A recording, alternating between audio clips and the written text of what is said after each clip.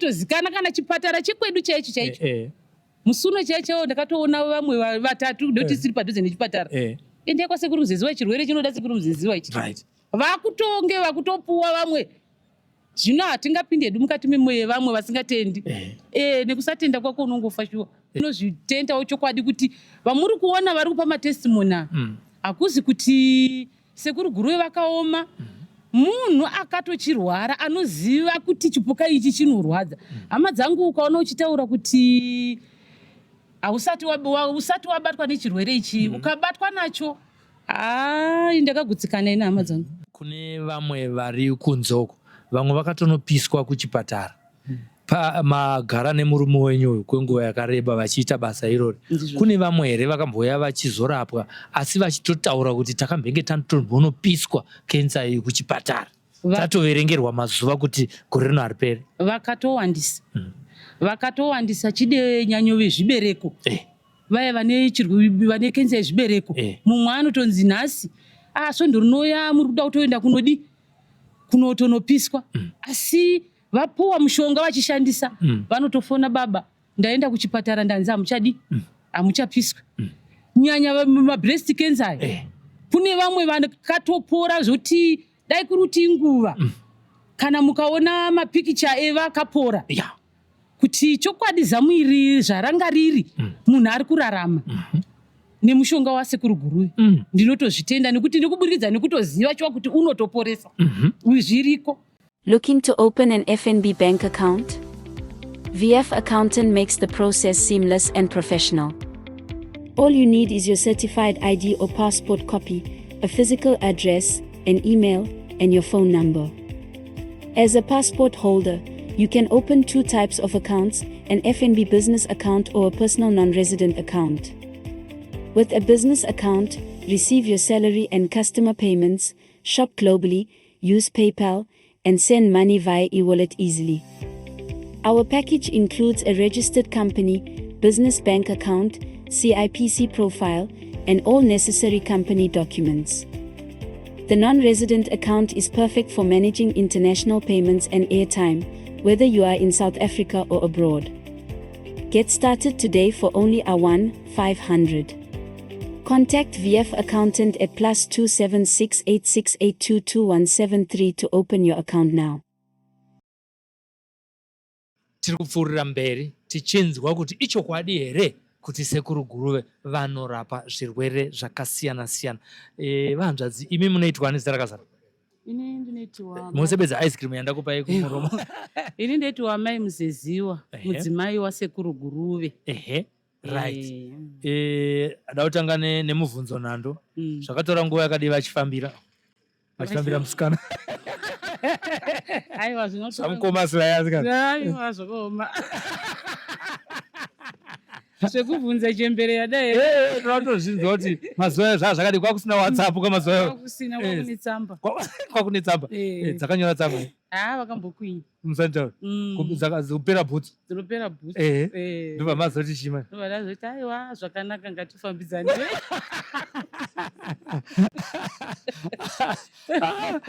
Kumairambire hendisamwe mairambire chikwe.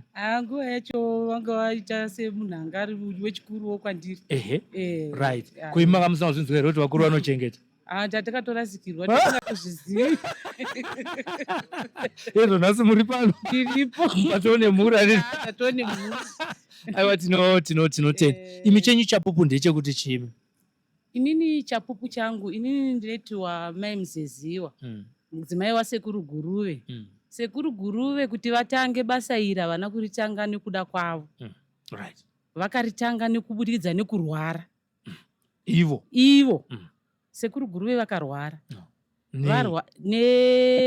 Tingati vakatanga vachiti izino. Tikati izino. Sekuru Guruve varwara kudaro vakazvimba kudai. Musoro muromo wakavharika ushu. Vachirwara. Zvisinewo semunhu anga ari asingaiti zvemushonga tatichiri muchipostori. Vatori bishopu imwe chechi yekushinga apostori. Sekuru varwara. Chingoti zino. Ndikati Sekuru zvinotodii panhu pakadai. Tarirei uni hamuchadyi. Chii? vakangomuka zuva rimwe ndobva vangoti mbuya ndakuenda kuchiweshe. Ndokwandakuenda. Ndoda kunoona kune vanhu vari kundida. Andobva ndati munoenda sei makadai? Kana vanokuonai vanoti kudii? Zvikanzi aiwa izvo ininiwo ndandisingazivi kuti vanga vachitokweverwa kuti vaende kunodi kunopora. Shuwa vakaenda kuchiweshe vari vega, asi ndangangosasa semunhu andiri muzvere. Ndokuenda kuchiweshe kuya ndokunosangana nevamwe mai vataigara kwataisvikira vatainamata navo. Ndokusvika zvikanzi sekuru muzeziwa chii chiri padama penyu? Zvikanzi mhuka iyi kuburikidza isu tinoti mhuka vamwe vanoti kenza. Sekuru vakati izino. Zvikanzi aiwa sekuru ndinoda kuti muye kunokumba, ndoda kukurapai zvinopera zvamuri izvi. Shuwa sekuru vakaenda kwavaenda ndobva vadzoka pamba paya vari vega. Vaenda paya sekuru vakasvika ndokunzi sekuru ndoda kuti mushonga uyu mushandise mushonga uyu munoushandisa zvakadai muchinatira muchidii muchidya. Shuwa sekuru vakaita 2 days 3 days variko ndobva vazopuwa mushonga kuti vatakure vauye nawo ndivashandisire ndiri kumvuri kwandaigara. Shuwa vakauya sekuru vaya vadya mushonga we 3 days wakaita zvakaita wesi. Dzikana sekuru vati madzimai ndafunga kuenda kumusha noti kodi kuguruve isati taigara mumvuri. Zvikanzi ndoda kuti ndiende ndonofira kumusha. Ndikati aiwa hazviiti kunofira kumusha, ngatiendei kuna mai vakupai mushonga uyo. Shuwa takasumuka tikaenda kuchiweshe. Ndobva ndanosvika ndikati mama tarirai mone sekuru vaya zvaasiriasi havachagoni kana kudii. Zvikanzi mwanangu ndavaudza vamuzeziwa kuti mushonga uyu unorwadza kana wakudairai. Zvino hapana chimwe mushonga watinokupai, itai izvozvo zvekuisa maheu muchiita zvandakuudzai. Shuwa ndakaita 4 days ndichivapa maheu aya vachidii. Rakabva raita zibundu raibudira apa ndopa pakabudira chi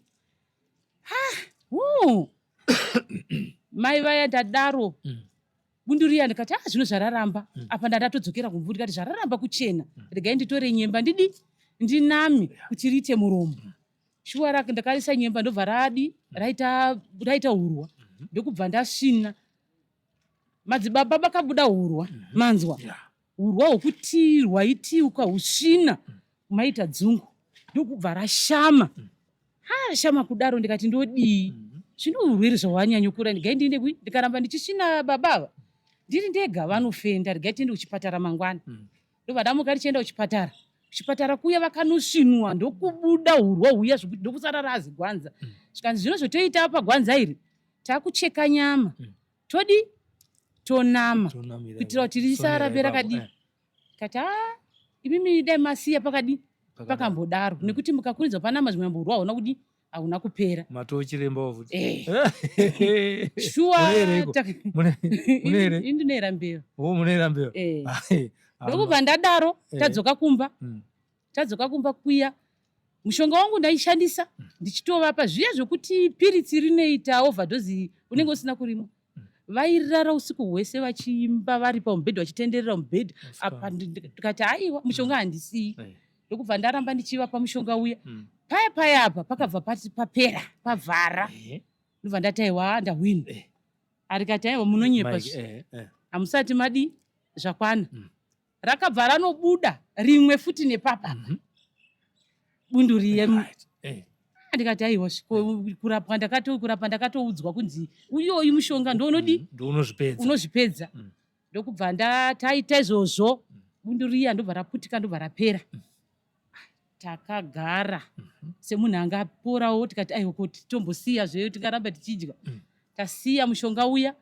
Ndandine mwana wangu wenumber 2 ndobva ndatizita mumwe mukomana gotwe randinaro izvozvi Antoni mukadzi nasekuru. Mushonga wavo vaingodya. Vakazoti mushonga uya vagara mwana wedu akutokambaira. Chipuka chiye chisati chafa mukati mei. Vakabva vabuda rimwe bundu pasi pagumbo patsafu zvokuti hangotiitirawo zidai matoona zidzvanga racho riripo. Shuwa sekuru vakabva vatanga vaya tarapa mva vapora. mai vaya vakarapa sekuru vanga vakura zvikanzi mai muzeziwa nababa muzeziwa handisi kuda kuti nyika isazive, ndoda kuti vamuzeziwa vauye ndivaratidze dzinde ravachagara vachishandisa vachirapa vanhu. Shuwa takaenda ndokunoratidzwa vamuzeziwa dzinde riya kusvika pari nhasi ndo vamuri kuona vamuzeziwa vagodobori vokurapa vakaburikidza nokuirwara. Shuwa vakairwara nhasi inini gotwe rangu bva vairwara gotwe rangu inini ratoo nemukadzi vachiri vapenyu. Ndinozvitenda shuwa kuti mushonga unodi wavamuzeziwa unorapa. Naivo vakarapwawo negwenzi rimwe chete iroro. Saka vambuya havasisipo. Mbuya havakafa kare. Vainzi ambuya kana mucharangarira. Ndichavaziva. Zvisinei ndambuya vedu. Tinovatenda. Ndizvozvo.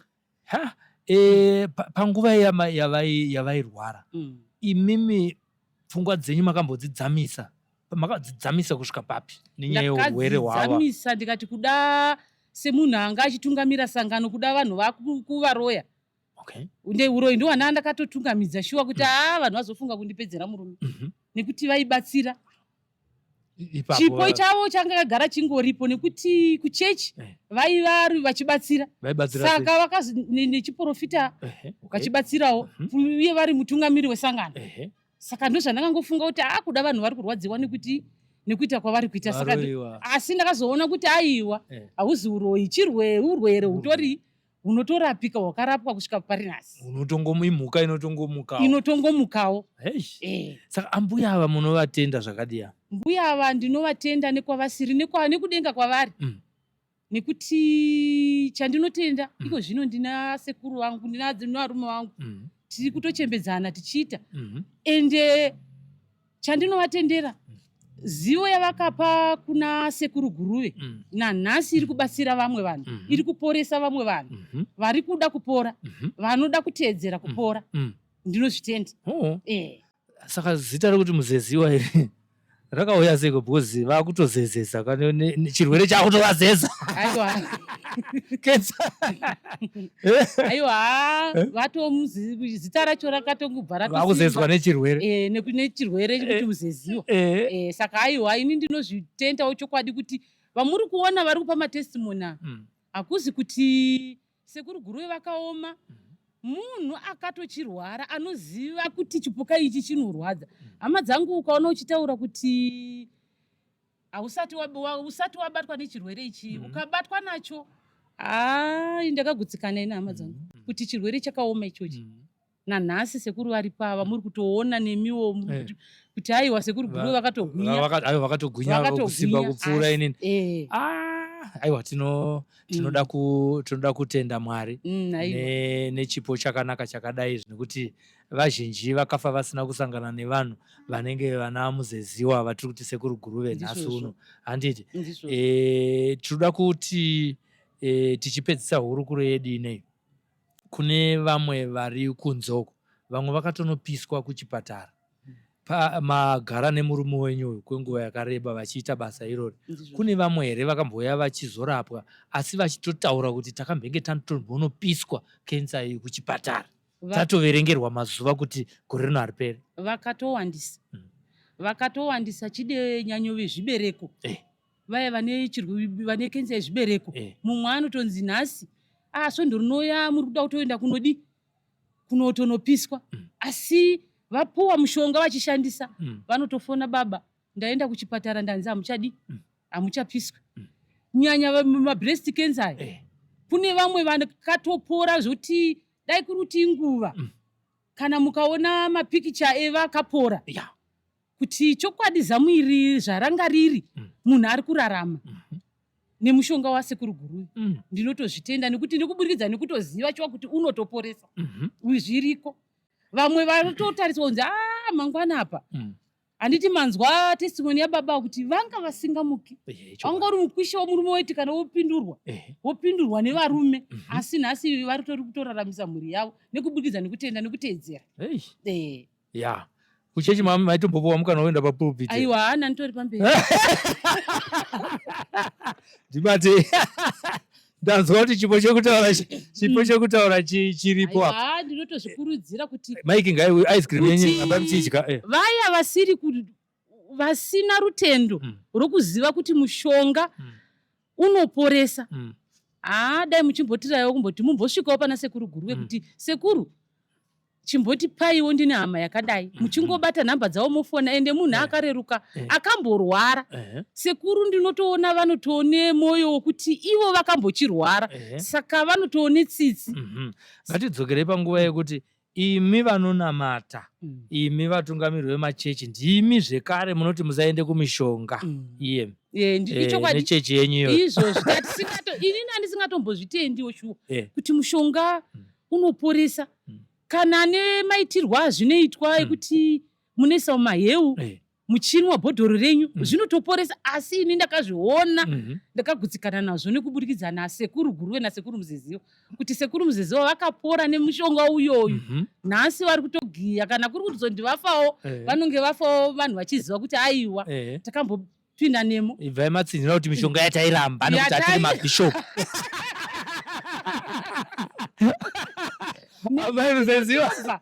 Vanotozikana kana chipatara chekwedu chaicho musuno chaicho ndakatoona vamwe vatatu ndoti siri padhuze nechipatara ende kwaSekuru Muzeziwa chirwere chinoda Sekuru Muzeziwa ichi vakutonge vakutopuwa vamwe. Zvino hatingapinde hedu mukati memwoyo yevamwe vasingatendi. Nekusatenda kwako unongofa shuwa. Yayo mapedza ipapo. Nekusatenda kwako unongofa shuwa. Ndiwo amai Muzeziwa, mudzimai anobikira Sekuru Guruve vachiguta sezvavanoita. Ndichatopuwawo recipe yekuti vanovabikira sei kuti vazopfeka saizi yavanopfeka. Indi chingori mu30 Sekuru hamene kwavari kumasaizi ikoko. Saka panapa ndikubva nemishonga plus nerecipe yekuti vari kuvadyisa chii. Tiri kutenda tichifara tichiseka nekuti neniwo nebasa rangu randinoita irori. I've been a journalist for a long time. But tine nyaya iyoyi yedambudziko recancer. Kune vanhu vaive nemukurumbira vakatoenda vataifanira kunge vachiri pakati pedu. Vaive necancer, vamwe vaine prostate cancer, vamwe vanga vane mabreast cancer iwaya, vamwe vanga vaine macervic cancer, zvakasiyana siyana nekuda kwokuti vakanga vasingangoziva chete kuti kuna Sekuru Guruve. Nhasi tauya navamuzeziwa vaakuzezwa necancer. Makonye ari kutoita musangano izvozvo kuti murume uyu atipedza. Regaitiwa nemukana wokutaura nevamwezve vakabatsirwa naSekuru Guruve. Looking to open an FNB bank account? VF Accountant makes the process seamless and professional. All you need is your certified ID or passport copy, a physical address, an email, and your phone number. As a passport holder, you can open two types of accounts, an FNB business account or a personal non-resident account. With a business account, receive your salary and customer payments, shop globally, use PayPal, and send money via e-wallet easily. Our package includes a registered company, business bank account, CIPC profile, and all necessary company documents. The non-resident account is perfect for managing international payments and airtime, whether you are in South Africa or abroad. Get started today for only a 1-500. Contact VF Accountant at +276 86822173 to open your account now. Stara kuberekwa netwa Lucky. Sene mejitani Muzeziwa. Lucky Muzeziwa. Ndikuitira kune wewe uzokutumira iko cash.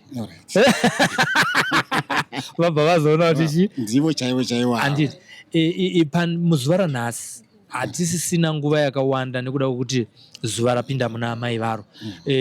Toda kungoti mungoti muchidimbu kuvarwere vari kunze uko tanyanya kutaura nezvecancer. Hatina kutaura nezvenyongo, hatina kutaura nezvepfari, nezveshuga, nezvemaacids. Mashoko enyu mumaminutes anoita 5 amungapa kune vanhu vane zvirwere zvakasiyana siyana nezvimwe zvisina kunyorwa paflyer renyu randakabata rineri. Ndezvekuti chii Sekuru? Awa ndinotenda hangu Sekuru. Ndine mashoko kuruzhinji rweZimbabwe. Mashoko angu kunyanyisa ndoda kukomekedza vezvirwere zvemakenza kunyanyisa. Ndine ruzivo rwezvirwere izvozvo. Hatingangoti zvose. Kenza iyo kubva kumusoro, kusvika kurutsoka munokwanisa kudzirondedzera kenza idzodzo. Tinotenda munodzirapa. Ndinodzirapa. Ndingazorapawo zvirwere zvingi zvakaita sana shuga. Shuga tunoitaurira bedzi pakuti kana ichikwira ndo pendinoda kuti ndibatsire vanhu kuti idzikiswe. Asi shuga iri pamunhu wese, munhu wese ane shuga. Okay. Shuga iperi pamunhu. Asi kuti ikakwira inoda kudzikiswa. Alright. Shuga inourayira pakuti ikanga yakwira ikasvika toti inogona kusvika kana ku50. Asi ikanga yozobva ku50 inodzika chinouraya. Saka ndo panaida kuti zize ruzhinji rweZimbabwe kuti shuga tese tinayo asi inouraya pakudzika. Saka munhu anoda kuuya kwamuri papi pacho. Munhu akanga aine shuga iri kukwira yangodarika pa10 takuichemera kuti tiidzise. Takuti ngaidzike. Muchidzikisa zvakanaka. Tinoidzikisa zvakanaka nemishonga zvakanaka. Kunge kudzika kunoita chitini mumugodhi wemvura. Zvakanaka. Zvishoma. Kupapari apa vazhinji vari kudonhera mumoto. Ngatibatsire vanhu vakati wandei. Burikidza nonge ndakambobatsirirwawo ini chizukuru changu chandinacho chakanga chichidonha asi zvakapera. Izvo ndiri kubatsira vamwe vari kutendawo vari kuti zvasekuru urwere wedu nani tototenda zvikuru kuti ndiMwari. Apo pama-acids apo ma-acids aya anova futi inongoti tsvina nichazorondedzera vamwe nezvekenza asi tsvina futi yema-acids ndo inogadzira ma-ulcers ndo inozogadzira kenza. Saka ndichada kuti taurei pamusoro pema-acids. Ma-acids itsvina kuzvikafu zvatinodya zviya zvinosarira mukati izvozvo zvikaramba zvichiwanda mukati zviya ndo zvinozoguma munhu zvakuorera mukati. Saka munhu anoguma akujova akuda kuzorutsa shuwa hazvifaniri kugara mukati umu zvinozoguma zvichizobuda chete kuti munhu anorutsa kana kuti achazochaya. Saka ma-acids tinochida kuti tiakurire nekumachaisa munhu abudise ndokuti munhu anga achinzi abatsirika kurapika ma-acids. Akanga achirutsa zvizhinji zvinosara zvirimo. Pane nyaya yenyongo iripo apa zvekare.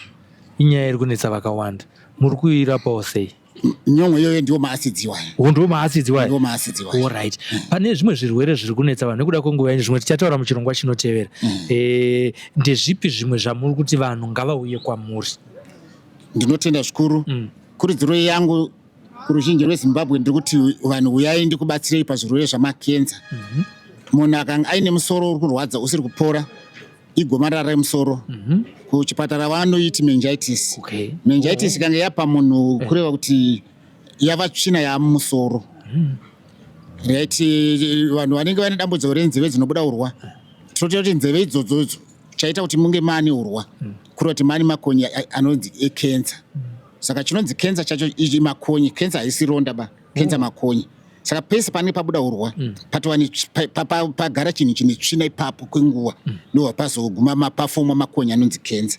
Saka kana pakujeneratwa urwa kureva kuti makonye zvaari kudya achirutsira achidi ndo zvinogadzira urwa. Takurukura nhamba ndo dziri pascreen apa.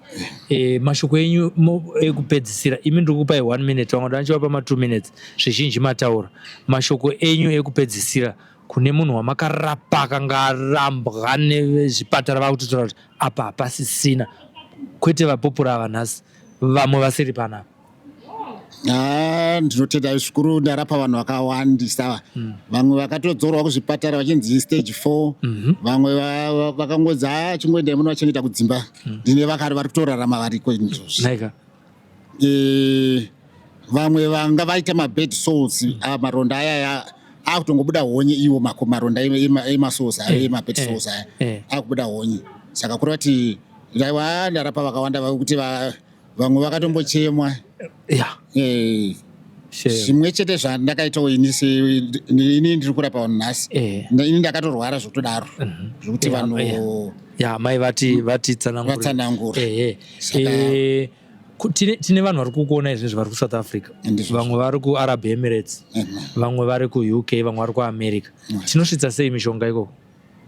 Mishonga iyo zvino ndagara nditotumira imwe ndoendesa neFedEx, imwe ndoendesa neDHL, imwewo ndinotumirawo nedzimwe hama dzine dzichienda ikoko.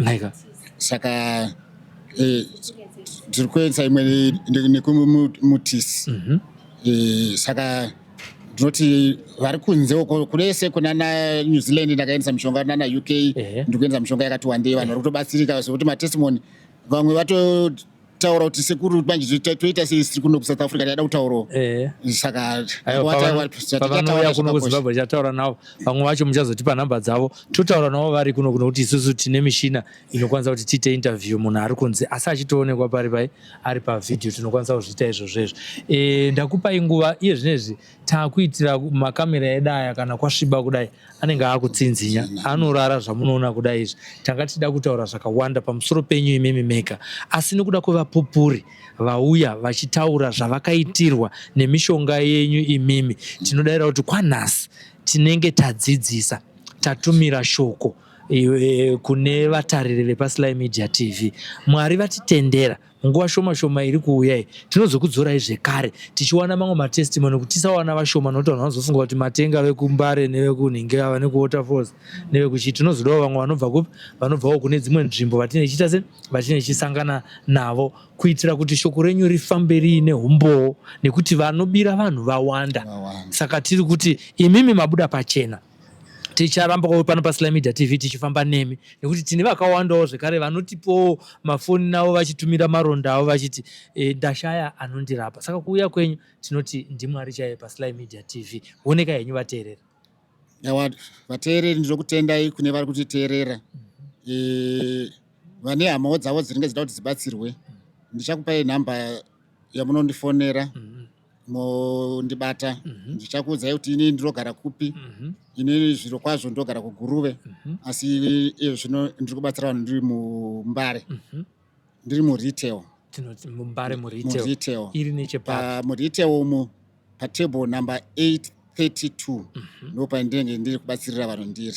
Tinotenda ndaida kuti kune vaya vada kufambisa shoko namba dzangu ndinoshandisa 0774 809 686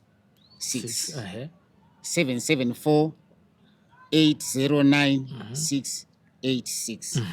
Dzimwe dzacho dzoti 0713 33 0072. Ndidzo nhamba dzamunokwanisa kunge muchibata sekuru dzataisa pascreen up kubva pekutanga. Ane nzeve dzekunzwa anzwa vane hama dzavo chiregai kuuya kuSly Media TV muchisekuru ndovaona sei nokuti vapa nhamba dzavo vanenge vari kuda kuvabata vabatei direct musapedze nguva nekuuya kwatiri. Isusu toda kuzongonzwa matestimony kuti makatosvika kwasekuru uye makatopora sezvamanzwa pane vamwe.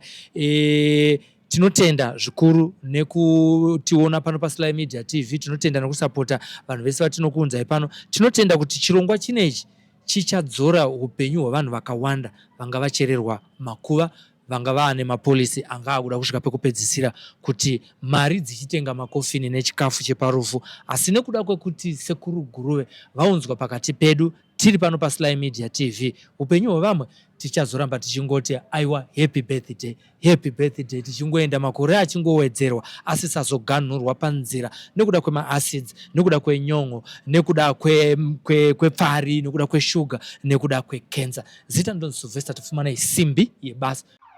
Feeling unsafe? Don't let fear control your life. ZC Security is here to protect your peace of mind. Our expert team offers a range of services, from advanced alarm systems to trained security guards, safeguarding your home, business and loved ones. Call ZC Security today on the numbers on the screen. ZC Security. Stay secured. Stay assured.